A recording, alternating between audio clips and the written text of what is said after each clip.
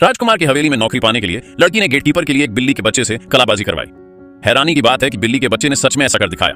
Gatekeeper हैरान रह गया और दौड़कर राजकुमार को बताया कि लड़की जानवरों को काबू में कर सकती है।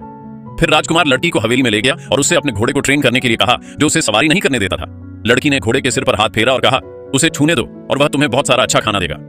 लड़की के कहने पर घोड़े ने राजकुमार को एक दिन के लिए अपनी सवारी करने दी। फिर लड़की ने खुशी से राजकुमार से कहा कि वह अब घोड़े की सवारी कर सकता है। तो राजकुमार उस पर चढ़ गया और पाया कि घोड़ा अब संघर्ष नहीं कर रहा था और उसने बात मानकर उसे सवारी करने दी। यह जानने पर कि लड़की जानवरों को वश में कर सकती है, राजकुमार ने उसे गले लगा लिया और कहा कि वह 3 साल तक उसके लिए जानवरों को वश में करे और फिर राजगद्दी पर बैठने में मदद के लिए एक बड़ा जन्मदिन मनाने में उसकी मदद करे।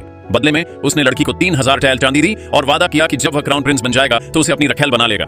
लेकिन 3 साल बाद जब राजकुमार सफलतापूर्वक क्राउन प्रिंस बन गया तो उसने उसे धोखा दिया। लड़की को उसके नीच जन्म के कारण अपनी रखेल बनने के लायक नहीं समझा और उसे शिन जिन्नू के पास गुलाम के रूप में भेजना भी चाहता था। अचानक उनकी बातचीत एक छोटे पक्षी ने सुन ली। फिर पक्षी ने शिन जिन्नू के चेहरे पर पॉटी कर दी। शिन जिन्नू को गुस्सा आया और वह तुरंत वेई झाओ के लिए मुसीबत खड़ी करने चली गई। सकुरा पक्षी उसका पालतू जंगली जानवर था, इसलिए उसने वेई झाओ पर इल्जाम लगाया और फिर वेई झाओ के चेहरे पर वार किया।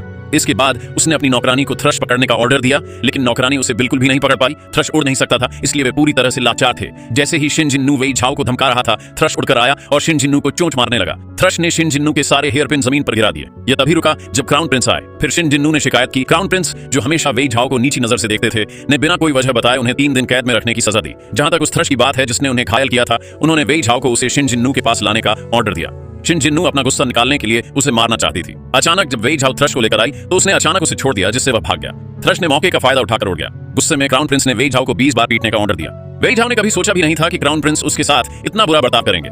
इससे उसे अपने शक पर और भी यकीन हो गया। हुआ मेई के शब्द, क्योंकि हुआ मेई ने सुना कि क्राउन प्रिंस वेई झाओ को शिन जिन्नू के पास गुलाम बनाकर भेजने वाले हैं। हुआ मेई मैसेज देने के लिए दौड़ा। तभी उसे एहसास हुआ कि क्राउन प्रिंस बहुत बेरहम और क्रूर है।